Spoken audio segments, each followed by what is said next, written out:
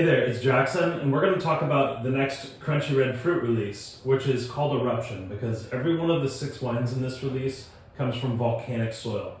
We've taken particular care this release to work with winemakers who do low intervention styles, no chemicals in the vineyard, no chemicals in the winery, because what they're looking for is purity and transmission of terroir, and often they're working organically or biodynamically, and giving you something that is pure and that is a great expression of the land that these grapes are grown on and the winemakers and the families that make them.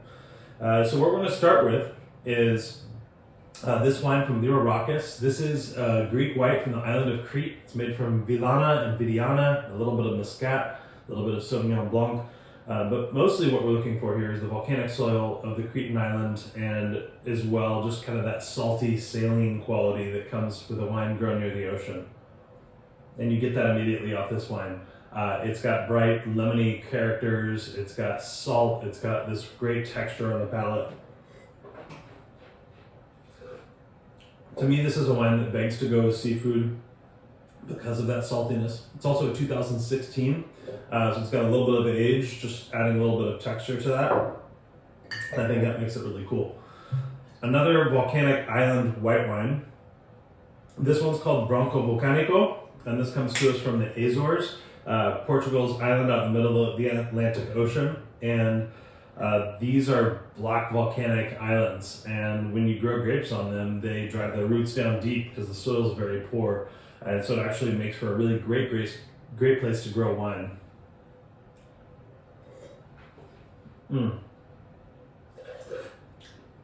That saltiness is even more pronounced here. And also you'll get that kind of volcanic pumice, almost a slightly sulfuric quality, which I think benefits you to decant this wine or to open it ahead of time. But also something with a lot of texture and richness on the palate.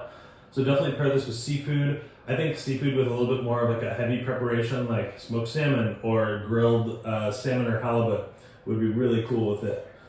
This is a really special wine. We had to special order this one from the East Coast and get it in, and I think it's really cool. Another wine that we had to special order, and another wine from an island. In fact, we should probably do island wines next as another theme. This is Calaniuru. It is a Sicilian red made by the Mortellito winery, where the winemaker's name is Dario.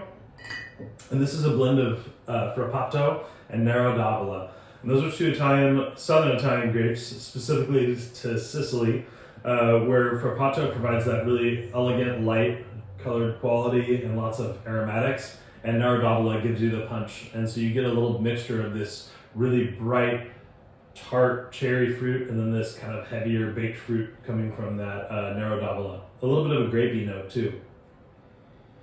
It's also unmistakably Italian. It's bitter, it's herbal, it's got kind of dried flower qualities. It reminds you of walking through a field in the middle of summer. It's pretty cool.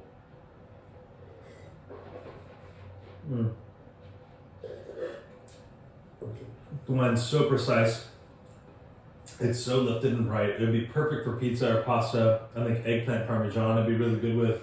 Also, a really good red for seafood. If you're in the mood for something like grilled or smoked salmon or salmon cooked on a cedar plank, this would be a really cool wine to pair with it, especially if you had some like mushrooms or some Italian sides to go with it to kind of give it a little bit of Mediterranean flair.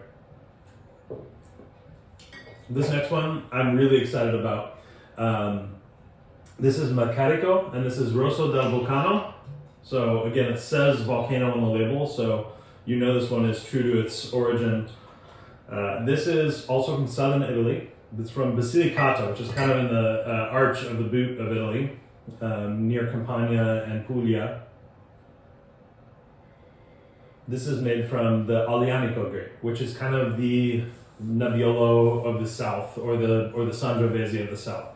But the thing about Aglianico is there's really not like another grape that tastes like it. I think the closest might be if we looked at Mourvèdre from Bandol, because you have deep, dark, black and red smoky fruit. You have a lot of earthiness. You have a lot of leathery qualities, things that remind you of Italian wine from other parts of Italy. But the thing about the Aglianico fruit profile is that it has this wonderfully baked kind of stewed fruit to it. So you get stewed cherry and stewed black plums and baked fruit.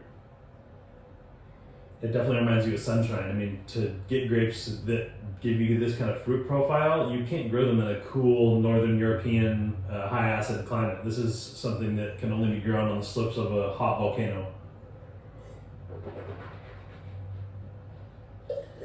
And this, on the flip side of this kind of lighter seafood red wine, is where we're gonna want to pair with like stewed red sauces and sauces with meat in them, or even steak. Steak with rosemary cooked in your cast iron pan would be awesome with this wine. It's a ton of wine. It's big. It's got great tannins. It's got great texture. And I think you're gonna really love it. This next wine is from Oregon, where we have this volcanic soil called Jory.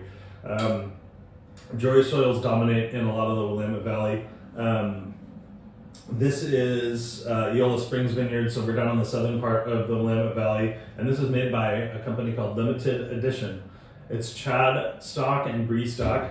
Brie is a master of wine, so just an incredibly accomplished wine professional who knows all there is to know about wine.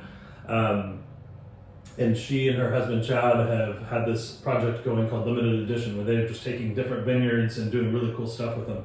This is Mencia. This is a grape that's from northern Spain. You hardly ever see it in the New World.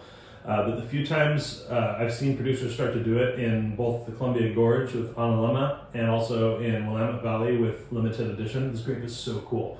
It combines the sort of elegant red fruited and floral profile of a Pinot Noir with the pepper and smoke and savory qualities of a Syrah. And this is also a wine that I think is good to decant for a little bit, because there is like when you first open it, there's just a touch of egginess on it. So let it breathe, let it open up, let it blossom. But man, this is cool. It's bright red cherries and strawberries, and also like pink peppercorn and black peppercorn, all these savory notes that come out of the back of it. This is roast chicken wine bar none. Because especially roast chicken with herbs or herb salt, and you brine it overnight, which I highly recommend, then you're going to have these kind of savory herbal notes coming off the bird that you want to highlight with a wine that also has savory notes. So I think that's a really good way to pair. Also, it's medium bodied. With chicken, I don't like super light bodied wines. I also don't like really heavy wines. I think medium bodied is a great place to be. That's why I recommend Cru Beaujolais with chicken or wines like this Mencia. So finally, this was a game time decision. There were a couple wines in the running that were really cool, and one of them was really special, and I don't know, maybe a more traditional wine that was very well known, and for whatever reason, it just didn't ring true for me with a wine that transmitted terroir. And then we tasted this wine, and it was like, oh my gosh, I feel like I'm tasting a vineyard right here and tasting a grape for real and not anything that's manipulated. This is 2019 Pegaso Zeta. It's made by one of Spain's most famous winemakers, Telmo Rodriguez. But this is a property up in Madrid, or near Madrid in the Sierra de Gredos, outside of Madrid. Mountainous volcanic soils here, and this is where the Garnacha grape is from here in the province of Aragon. This is the homeland of the Grenache or Garnacha grape. This wine is unmistakably Grenache. It is dried orange peel and strawberry and baked strawberry and white pepper, and gives you so much of what makes Grenache interesting anywhere that it's grown, but it just has an exceptional purity and precision in this particular wine.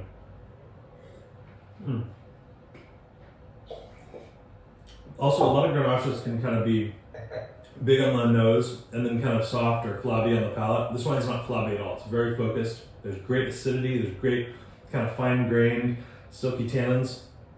It just feels very true to the grape it's made from and the place that it's from. Other Sierra de Gredos Garnacha, like from Marañones or Comendo G, has a very similar quality to this, where it's lifted red fruit and then savory qualities and great tannin and texture on the palate. I hope you enjoy these volcanic wines. We've really picked some fun stuff here, and I think you're going to love it. So please let us know what you think either in the comments, or feel free to send us an email, and we'd love to hear how you enjoyed this release. Cheers, everyone. Thank you.